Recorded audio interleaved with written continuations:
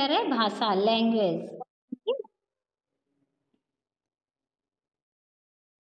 अध्यापिका जो कल विद्यालय में बाल दिवस का मनाया जाएगा।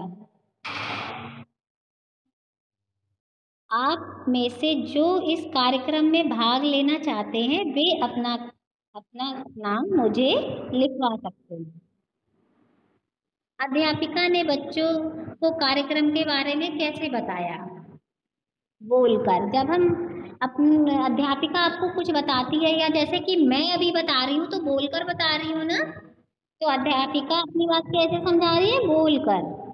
और बच्चों ने अध्यापिका की बात कैसे सुनी? सुनकर। अध्यापिका ने बच्चों को कार्यक्रम के बारे में कैसे बताया? बोलकर। और बच्चों ने अध्यापिका की बात कैसे सुनी? सुनकर। ठीक है, जैसे मैं बोल रही हूँ और आप सुन रहे हो।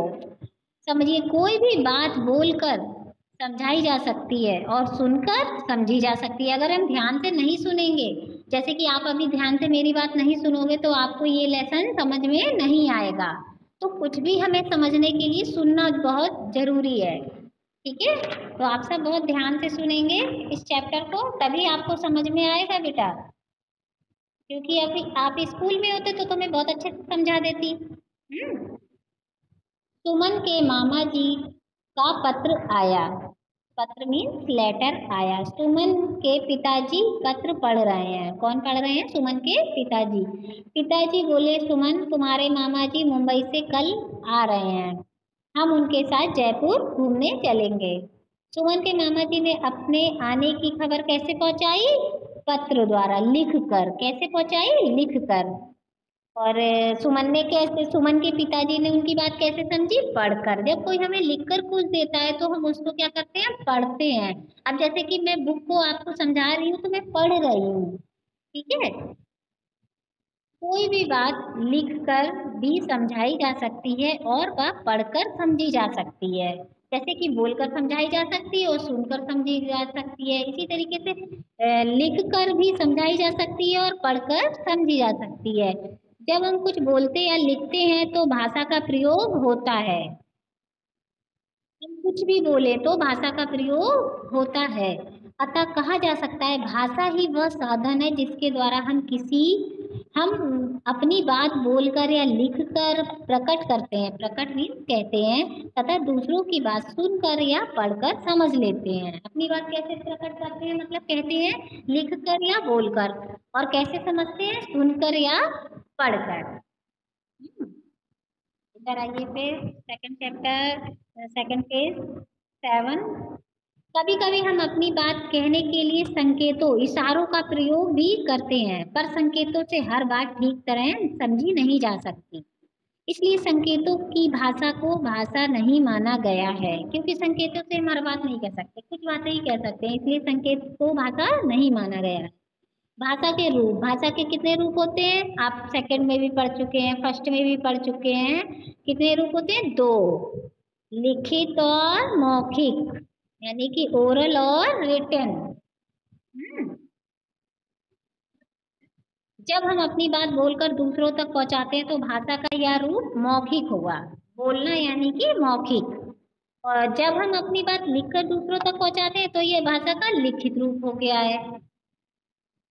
अनेक भाषाएं, संसार में अनेक भाषाएं बोली जाती हैं, लिखी जाती हैं। चीन में चीनी भाषा बोली जाती है, रूस में रूसी भाषा बोली जाती है, और जापान में जापानी भाषा, इंग्लैंड में अंग्रेजी भाषाएं बोली जाती हैं।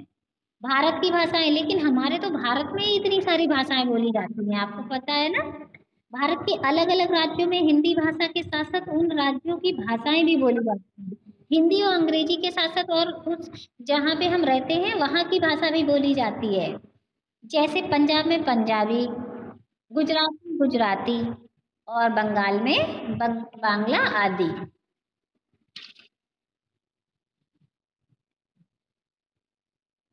इसी प्रकार भारत के राज्यों में भी अलग अलग भाषाओं का प्रयोग किया जाता है।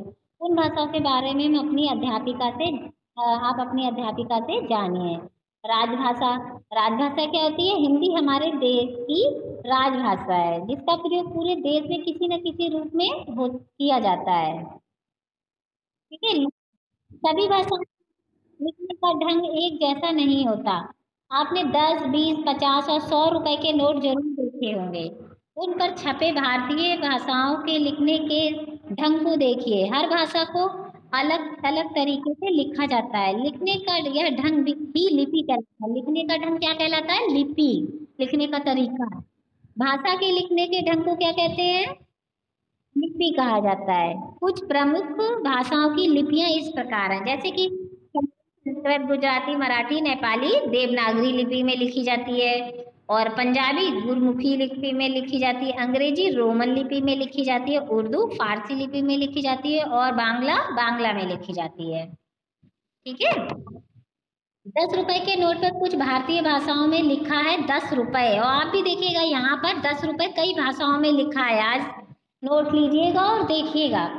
विशेष भाषा के नियमों की जानकारी हम उस भाषा के व्याकरण से मिलती है, इसीलिए व्याकरण पढ़ाया जाता है। भाषा के बारे में हमें किससे जानकारी मिलती है? व्याकरण से, इसलिए हम व्याकरण पढ़ते हैं। ठीक है बेटा, ये आप पढ़ लेना, या तो मैं अगले उसमें चैप्टर में पढ़ाऊंगी, या बेटा टाइम ओवर हो रहा है इसलिए। ठीक है, मैं इतना पढ़ाई दे रही हूँ। भाषा वह साधन है जिसके द्वारा विचारों को बोलकर या लिखकर प्रकट किया जाता है। दूसरों के विचारों को सुनकर या पढ़कर समझा जा सकता है। भाषा की होते हैं लिखित और मौखिक। भाषा के लिखने के ढंग को लिपि कहा जाता है। व्याकरण से भाषा के नियमों की जानकारी मिलती है। क्वेश्चन आंसर आपके हो रहे होंगे।